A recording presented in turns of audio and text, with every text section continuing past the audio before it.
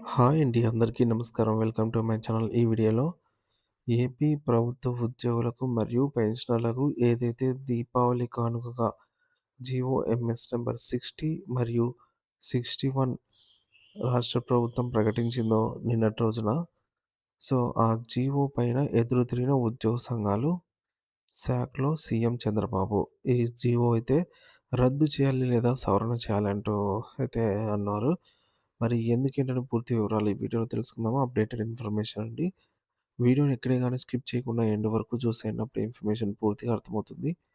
అలాగే వీడియో చూస్తున్న ప్రతి ఒక్కరు వీడియోకైతే లైక్ చేయండి ఫ్రెండ్స్. ఈ వీడియోని తోటి ఉద్యోగ పెంచడం మిత్రులతో అయితే షేర్ చేయండి. కొత్తగా మన ఛానల్‌ని చూస్తున్నవారు ఇంకా ఎవరైనా సబ్స్క్రైబ్ చేసుకున్నట్లయితే వెంటనే మన ఛానల్‌ని సబ్స్క్రైబ్ చేసుకోండి. దీని ద్వారా నేను చేసే లేటెస్ట్ వీడియోస్ అన్నీ మీ వరకు రీచ్ అవుతాయి.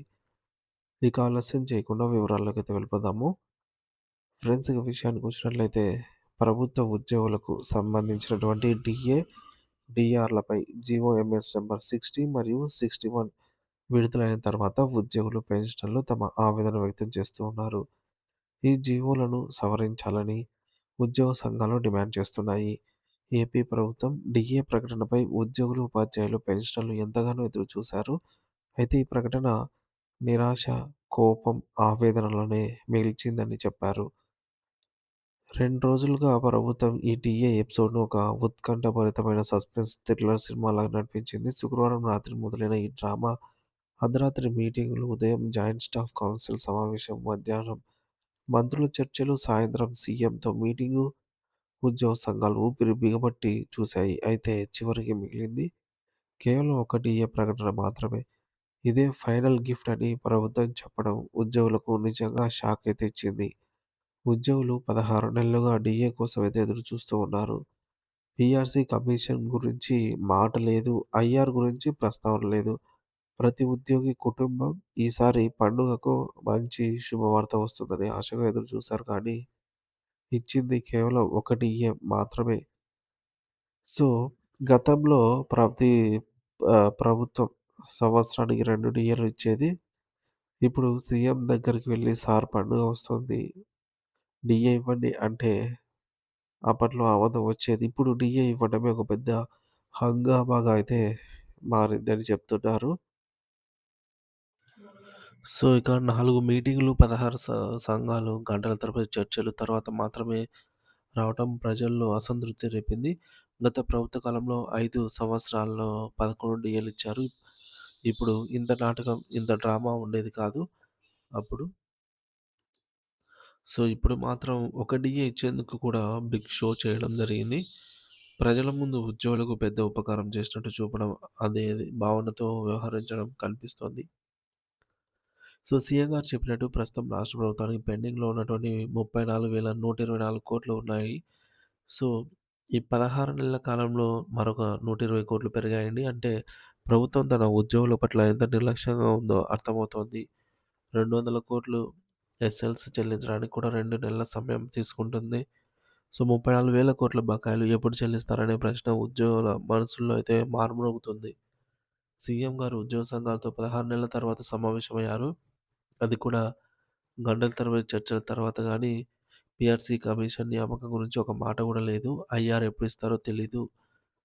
సో, సీపీఎస్ రద్దు గురించి కూడా 2004కు ముందు నోటిఫికేషన్ వారికి మాత్రమే ప్రస్తావించడం, మిగిలిన ఉద్యోగుల పరిస్థితి ఏంటి అనే ఒక క్లారిటీ ఇవ్వకపోవడం జరిగింది. సో, వారమంతా నెలల తరబడి ధర్నాలు చేస్తూ ఉన్నారు. ప్రమోషన్‌లు లేవు, ఇంక్రిమెంట్‌లు లేవు. కానీ పనులు మాత్రం రెట్టింపులయ్యాయి. ఇంటికి తిరిగి ఇంటింటికి తిరిగి జీఎస్టీ తగ్గించడం అని తగ్గిందని చెప్పడం ఇది ఉద్యోగులు చేయాల్సిన పని కాదు కదా! ఇంత చేసినా ప్రభుత్వం ధన్యవాదాలు చెప్పడం లేదు. పైగా వాలంటీర్ల పనులు మళ్ళీ సచివాలయ ఉద్యోగులకు అప్పగించడం జరిగింది. ప్రభుత్వం మీద ఉద్యోగులకు నమ్మకం కదులుతోంది. సో, ఫ్రెండ్స్ ఇది ఈ విధంగా ఉన్నా గూడా ఉద్యోగులు ఆవేదన వ్యక్తం చేశారు. సో, ప్రభుత్వం దీన్ని కన్సిడర్ చేసిందనమాట. మనకు ఈరోజు 21 తేదీ అక్టోబర్ 21 తేదీన జీఓఎంఎస్ నంబర్ 63 అండ్ 64 ద్వారా డీఏ, డీఆర్‌లను సవరించడం జరిగిందనమాట. సో, డీఏ, డీఆర్ అరియర్స్‌ని మాత్రం సవరించడం జరిగింది. సో, సవరించిన డీఏ జీఓఎంఎస్ నంబర్ 62 మరియు 63లలో మనకు చూసుకున్నట్లయితే ఈ మేరకు ఏరియర్స్ ఏవైతే ఉంటాయో ఉద్యోగులకైతేనేమి, పెన్షనర్స్‌కైతేనేమి ఉద్యోగులకు ప్రస్తుతానికి మనకు రిటైర్మెంట్ సమయంలో బకాయిలు చెల్లిస్తారు అని జెప్పేసి ఉండడం జరిగింది. లేదా దురదృష్టవశాత్తు మరణించిన సమయంలో. సో, ఈ 2 సందర్భాల్లో గూడా ఇది తీవ్ర అన్యాయమని ప్రభుత్వం గూడా భావించింది. తర్వాత పెన్షనర్స్‌కి 2027 మరియు 28లో చెల్లిస్తామనేది గూడా పూర్తి అది గూడా 12 విడతలుగా చెల్లించడం అనేది ప్రభుత్వం తన యొక్క ఇది కరెక్ట్ కాదు, అన్యాయమని భావించి ఇప్పుడు సవరించిన జీవోలో ఈ బకాయిలు ఉద్యోగులకైతేనేమి, పెన్షనర్స్‌కైతేమి 2026 ఏప్రిల్ లోపలే చెల్లించాలి అనైతే ఈ జీవోలో ఉందన్నమాట. ఇలా అయితే ఇది సమంజసమే అని చెప్పవచ్చు. కానీ ఇది జీవోకే అంకితమైపోతుందా? లేదంటే ఆచరణలోకి వస్తుందా అనేది తెలియాలి. మొత్తానికైతే జీవోను ప్రభుత్వం సవరించింది. ఇదొక శుభ సూచకమనే చెప్పాలి. ఉద్యోగ పెన్షనర్స్ కోరిక మేరకు జీవో అనేది అరియర్స్‌ను వితిన్ 1 ఇయర్ లోపలే చెల్లించాలి అని అప్‌డేట్ కావడం జరిగింది ఫ్రెండ్స్. దీనిపై మీ అభిప్రాయాన్ని కామెంట్ ద్వారా తెలియజేయండి. Thank you for watching this video.